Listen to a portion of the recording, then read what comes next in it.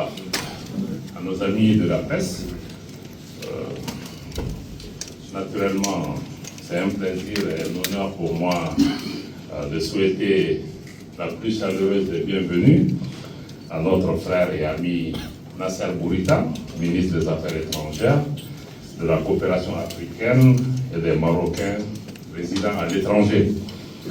Et je voudrais, à travers lui et en l'accueillant ici à Bamako, transmettre les salutations fraternelles, amicales et cordiales de son Excellence le général d'armée Assimi Goïta, président de la transition, chef de l'État, à Sa Majesté le roi Mohamed VI du Maroc.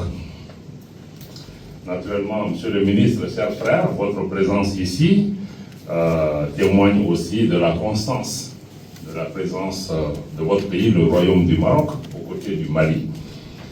Ceci toujours dans une dynamique constructive, fraternelle, sincère, empreinte de respect, mais surtout d'une solidarité agissante constante.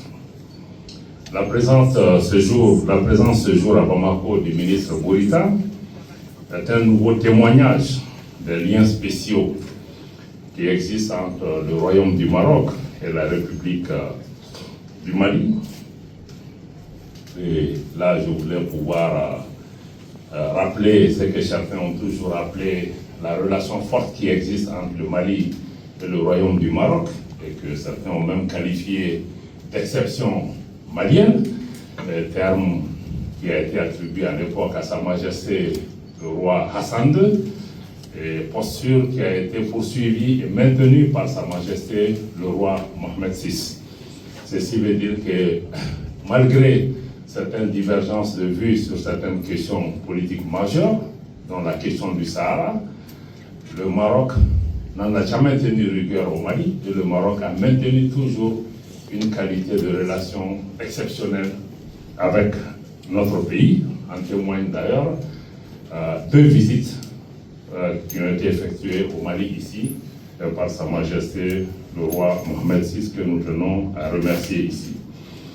Le Mali apprécie particulièrement l'implication du Maroc dans la lutte pour la défense de sa souveraineté, de son intégrité territoriale et de sa cohésion nationale, mais aussi son attachement à tous les niveaux et dans toutes les instances à la préservation de l'unité de notre pays. Les 2 pays, le Maroc et le Mali, ont aussi des relations privilégiées, j'allais même dire des relations stratégiques, dans des domaines de coopération prioritaires qui touchent à toute la vie économique et sociale de nos 2 pays, et des relations qui sont, à partir d'aujourd'hui, appelées naturellement à se renforcer, et dans le cadre d'un partenariat rénové et dynamique entre nos 2 pays, avec l'engagement de Sa Majesté le roi Mohamed VI et du président Assimi Goïta. Nous voudrions, dans ce contexte, remercier en particulier la presse nationale et internationale et régionale pour le déplacement, pour être le témoin d'une déclaration importante qui s'inscrit justement dans le cadre du renforcement des relations entre le Mali et le Royaume du Maroc. Je voudrais pouvoir délivrer, dans ce contexte, une déclaration du gouvernement de la République du Mali ainsi qu'il suit. La République du Mali entretient avec le Royaume du Maroc des relations historiques, solides et profondément enracinées dans des valeurs partagées de fraternité, d'amitié sincère, de respect mutuel, de coopération fructueuse et de solidarité agissante. Cette solidarité agissante s'est manifestée de part et d'autre, en de multiples circonstances, tant dans le cadre des relations bilatérales que des processus multilatéraux au sein de forats internationaux d'appartenance commune. Dans le cadre du renforcement des relations devenues stratégiques entre nos 2 pays, le gouvernement de la République du Mali salue la décision de tenir la prochaine session de la Commission mixte de coopération à Bamako avant la fin de l'année 2026.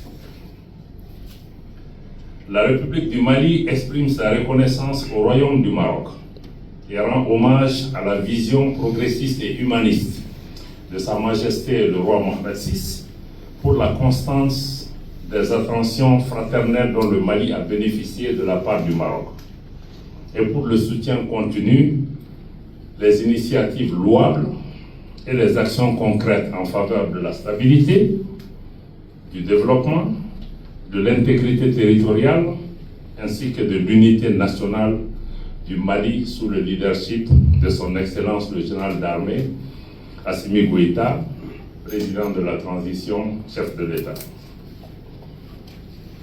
S'agissant de la question du Sahara, le Mali exprime son appui aux efforts de l'ONU, aux actions de l'envoyé personnel du secrétaire général des Nations Unies et aux résolutions pertinentes du Conseil de sécurité, notamment la résolution 2797, adoptée le 31 octobre 2025.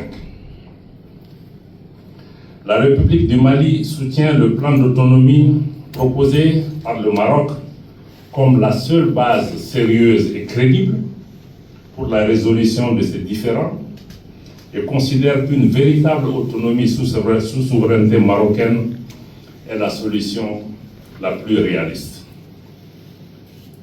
Après analyse approfondie de cet important dossier, qui a un impact sur la paix et la sécurité sous-régionale, la République du Mali a décidé, ce jour, de retirer sa reconnaissance de la République arabe sahraoui démocratique RSD.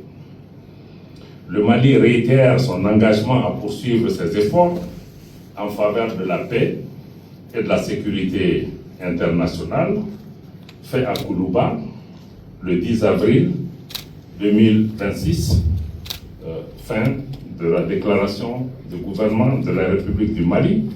Je vous remercie de votre aimable attention et je voudrais à cet instant inviter mon frère, le ministre Nasser Bourita, du Royaume du Maroc, à prendre la parole pour faire son intervention. Monsieur le ministre, je vous en prie.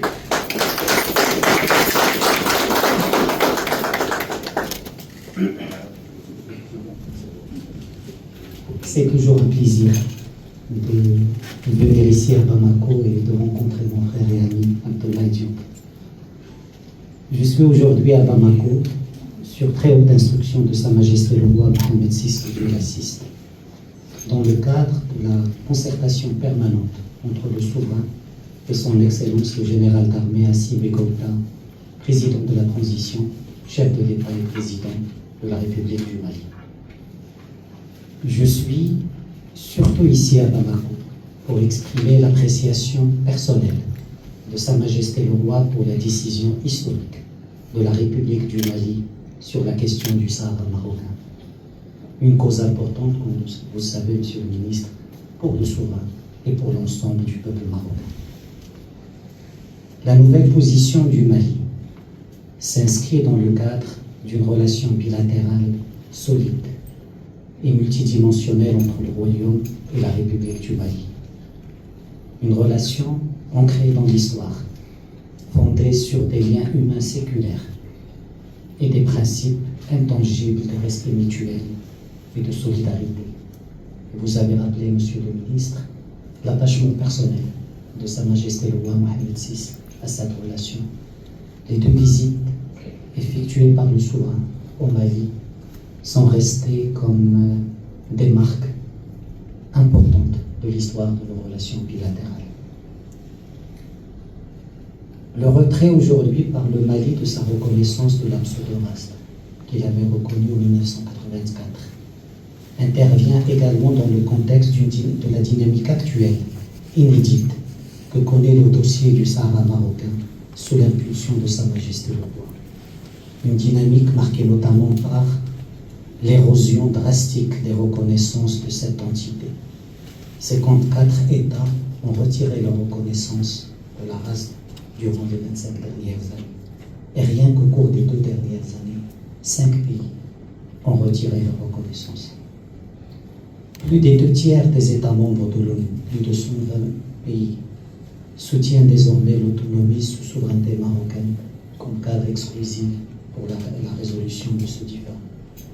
Et enfin, l'adoption en octobre dernier par le Conseil de sécurité de l'ONU de la résolution 2597 qui constitue un tournant décisif dans ce dossier. Le partenariat entre le Royaume du Maroc et la République du Mali se décline en une coopération mutuellement bénéfique, notamment dans les secteurs économiques, à travers la présence d'opérateurs marocains au Mali, et diplomatique à travers la concertation et la coordination sur les questions régionales et internationales. Ce partenariat couvre aussi des domaines sécuritaires, religieux, entre autres.